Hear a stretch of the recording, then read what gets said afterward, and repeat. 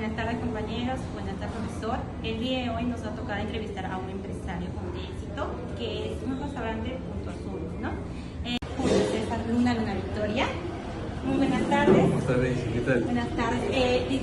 Más bien disculpe por darles unos minutitos para poder entrevistarles, ¿sí? Al contrario, feliz de listo. poder atenderlos y de poder compartir un poquito una parte de la historia de este negocio familiar. ¿Cómo se inició su empresa? A ver, Punto Azul justamente ha cumplido el año pasado, en agosto de 2022, 30 años en el mercado nacional, en el mercado alimento. La empresa la funda mi papá, don Julio César Luna Rosas, en el año de 1992. Lo abre hace tiempo ya, ¿no? Lo abre en la esquina de Javier Prado con Petituars. Y Punto Azul en realidad inicia no con una concepción de tener un restaurante, con un servicio, con una atención al cliente con mesas y con mozos, sino inicia con una idea de cevichería al paso. Por eso es que el primer local mantiene hasta ahorita el origen de cómo empezó, que era como una comida rápida, como una barra donde hacen el ceviche en vivo, la gente paga su pedido y se lo lleva a comer, que no son mesas, son como unos postes de cemento, donde hacen donde se disfrutan los comensales de la comida, ¿no? Interesante, ¿verdad? ¿Y quién es antiguo para el rubro de la gastronomía? El rubro de la gastronomía. A ver, acá hay algo interesante, ¿no? Porque si Punto Azul ha cumplido 30 años, si retrocedemos un poquito el tiempo, unos 20 años atrás, la familia de mi papá se dedicaban al sector cinematográfico. ¿A qué me refiero con eso? Ellos eran dueños de un cine que se llamaba el Cine San Isidro, que está precisamente al costado del primer Punto Azul. En la época que tuvieron menos el Cine San Isidro, tuvo una época donde tuvo mucho éxito, mucho auge, pero después empezó a atravesar problemas porque aparecieron los VHS, aparecieron las cadenas de cine donde eran varios cines juntos, ¿no? Entonces la gente prefería ir a esas cadenas que ir a un cine de barrio. Entonces el negocio del cine empezó un poquito a descender por esto, ya la gente no iba tanto al Cine San Isidro, y mi papá encontró con un socio en ese momento aperturar el primer Punto Azul en la esquina de Javier Prado con Petituars, y en realidad nació con la idea de poder ver cómo podía sustentar a su familia y cómo podía empezar con un negocio al paso, sin imaginarse que después se iba a convertir en una cadena conocida y reconocida por el público peruano. Sí, eso es lo que veo, ¿verdad? ¿Y cuáles fueron los principales factores que influenciaron en la empresa? Los principales factores Que influenciaron a crear la empresa. a crear la empresa. Bueno, como te comentaba un poquito, el tema de mi papá necesitaba, como ya el cine no estaba bien, necesitaba salir adelante un poquito con el tema de los pescados y mariscos. Justo inicia en una época donde el ceviche pasaba por una transición gastronómica importante.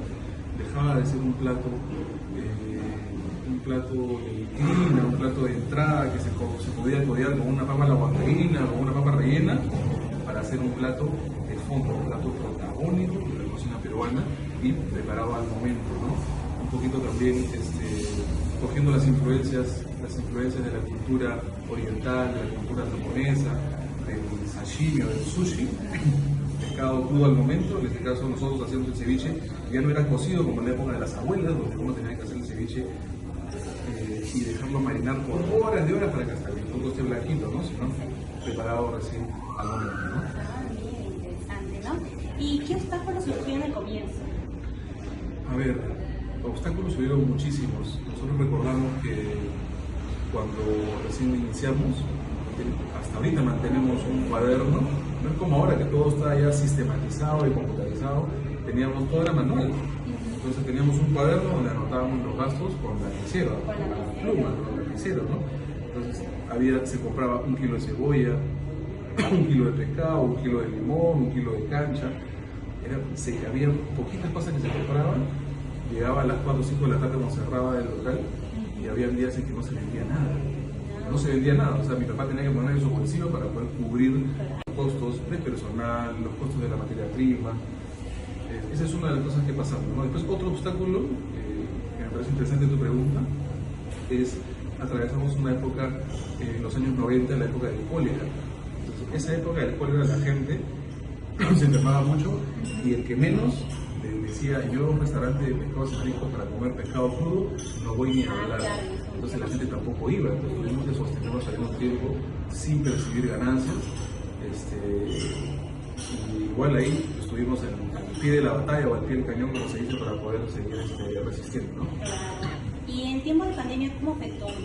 En tiempos de pandemia, la verdad, para todo el sector gastronómico fue muy complicado, muy complicado. Fuimos uno de los rubros, estadísticamente lo podemos ver con datos del INEI, el Instituto Nacional de Estadística, uno de los sectores más afectados y uno de los, porque no solamente es el restaurante, sino si uno lo ve como algo integral, es toda una cadena productiva que está involucrada no solamente es los cocineros o los meseros o la persona de administración, sino es todo lo que involucra los proveedores, la compra de materia prima, los productores de las verduras, ¿no? En el sector turismo, por ejemplo, dejaron de venir los turistas, entonces ahí se perdió también una cadena de abastecimiento grande. La verdad que tuvimos que resistir por unos meses sin aperturar, y después nos costó bastante. Creo que hay otra pregunta que... Sí, ¿cómo reactivaron? ¿Cómo reactivaron otra vez con el tema de la pandemia? ¿No? Yo recuerdo que tuvimos que contratar nosotros a una empresa consultora para poder ver el tema del delivery, porque al inicio no había atención en salón, todo era por delivery, nada más. Entonces, nosotros sabíamos, éramos súper conscientes que no teníamos el expertise de una cadena de pollo, por ejemplo, de una pollería que ya tenía todo el sistema del delivery y sabía cómo hacerlo. Nosotros, para poder crear un sistema de delivery formal, tuvimos que contratar a esta empresa, a esta consultora, para que nos arme todo el delivery de tal manera que cuando otra vez las mesas se recorporaban o la atención al salón volvía, que no se viera como algo informal o que no se forme un cuello de botella a la hora del servicio. Entonces tuvimos de que ver cuáles eran las zonas para hacer los empaques, cuánto iba a demorar, realizar los pedidos y llevarlos hasta las casas. Tuvimos que hacer un montón de pruebas antes, de ver, crear unos mapas para ver hasta dónde podíamos llegar y la comida que pueda llegar casi en la misma temperatura que cuando uno la está comiendo en el salón. Y por eso es que, por ejemplo, nunca contratamos a ninguna flota de deliveries externas, como las que hay varias conocidas. Nosotros decidimos hacer una flota propia para asegurarnos de varias cosas, ¿no? Como por ejemplo, que las cajas donde se iban a llevar los productos estén tan bien diseñadas que puedan mantener la temperatura fría de los platos fríos y mantener la temperatura caliente de los platos calientes. Y también para poder capacitar a nuestro personal con excelentes protocolos de atención de la llegada del motorizado, el saludo que le iba a dar al cliente, ¿no? Y la despedida y con todos los protocolos de seguridad. Ahora también nosotros tuvimos que crear un sistema de call center para poder tomar los pedidos por teléfono, ¿no? Entonces fue todo un reto, fue todo un desafío, toda una curva de aprendizaje para nosotros, los propietarios, y para todo el personal, poder aprender y poder entender que ya no era solamente atender a la gente en salón, sino había que aprender, que si uno en un restaurante tiene que conquistar a las personas a través del servicio, teníamos que hacerlo a través del teléfono sin que nos vieran o con los pedidos de llevar. Sí. ¿Y cómo se ha desarrollado la empresa hasta el día de hoy? ¿Cómo qué? ¿Cómo se ha desarrollado la empresa hasta el día de hoy? Bueno, han pasado ya 30 años. Como te comentaba, mis papás son los fundadores de la empresa, mis hermanos, mi hermana mayor Claudia y mi hermano menor José Carlos, y logramos darnos cuenta de para empezar, es una bendición y una fortuna que toda la familia haya querido seguir remando en una misma dirección, porque cada uno ha podido dedicarse a otras áreas, ¿no? Entonces lo que hicimos fue ver más o menos qué habilidades podía tener cada hermano para que pueda asumir alguna posición en el restaurante, ¿no? En mi caso, de acuerdo a las habilidades que yo tenía o las preferencias que yo tenía, me convertí en el gerente de recursos humanos para poder desarrollar un departamento que pueda atender las necesidades del personal. En el caso de mi hermana Claudia, ella se encarga de toda la parte operativa, financiera, contable. Mi hermano está a cargo de la planta. Nos fuimos de la empresa familiar, que a veces no está tan formalizada, la fuimos profesionalizando. Eso se llama un proceso de profesionalización de la empresa, ¿no? O sea, hacerla más formal, con departamentos, con protocolos, con estándares, y eso es lo que ¿no? Ah, muy interesante. ¿Y qué cree que su empresa se diferencia de otros locales, de otras empresas, digamos? ¿Cuál es el éxito? Yo creo que eso es una pregunta muy interesante que siempre nos la han hecho. Sí se escucha bien, ¿no? Se escucha bien, ¿no? Enfocarnos mucho en la calidad de la atención y en la calidad de la materia prima de los productos que se utilizan, y nunca bajar la guardia, ¿no? Este círculo virtuoso que tiene que haber hasta que el cliente se despide, ¿no? Entonces, yo creo que nos hemos enfocado en la atención y en la calidad del servicio y de la comida, ¿no? ¿Y qué recomendaciones o sugerencias le daría a esos jóvenes que recién están empezando a hacer un negocio? Que recién están empezando a hacer un negocio, que sean perseverantes, ¿no? Que haya mucha constancia, porque van a haber siempre tropiezos, van a haber obstáculos, pero sí que yo creo que lo que les podría recomendar es que ahora ya hay muchas herramientas metodológicas para poder minimizar algunos riesgos, ¿no? Entonces, a veces hay cursos en la universidad que son importantes, como por ejemplo planeamiento estratégico de la empresa, ¿no? O sea, hacer un buen planeamiento de lo que uno quiere lograr, tener una buena visión, misión, valores. ¿Qué más? Cuando uno hace un planeamiento estratégico de la empresa, puede darse cuenta de qué cosa es lo que uno quiere, o sea, cómo uno se quiere diferenciar, ¿no? Cuáles son las fortalezas que tienes, cuáles son las debilidades que tienes internamente. Esos son los factores internos.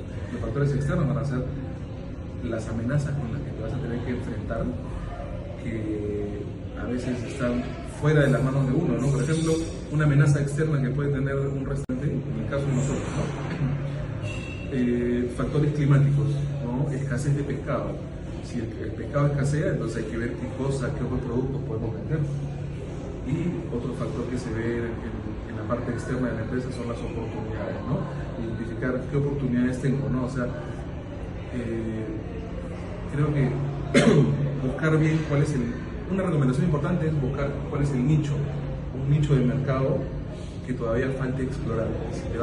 Si vas a querer emprender un negocio donde hay una competencia abrumadora, va a ser mucho más complicado. Entonces, de repente hacer un estudio de mercado, un análisis, cuáles son los negocios que todavía no se han explorado mucho, ¿no? Por ejemplo, yo les voy a comentar algo que sé que esto va a llegar a los oídos del profesor, solamente por citar un ejemplo, ¿no? Todavía hay un tipo de turismo que no se ha explorado mucho, que es el turismo no convencional, ¿no? Entonces, apuntar un poco a eso, ¿no? Empezar desde chiquito con una inversión pequeña, y después poquito a poco ir creciendo y enfocarse mucho en la gente que trabaja en la empresa.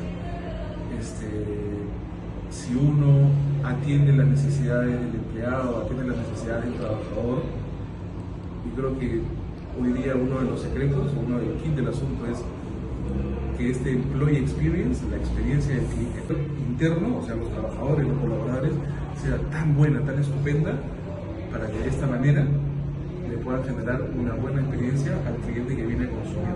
Entonces, experiencia del cliente interno y experiencia del cliente externo. Okay.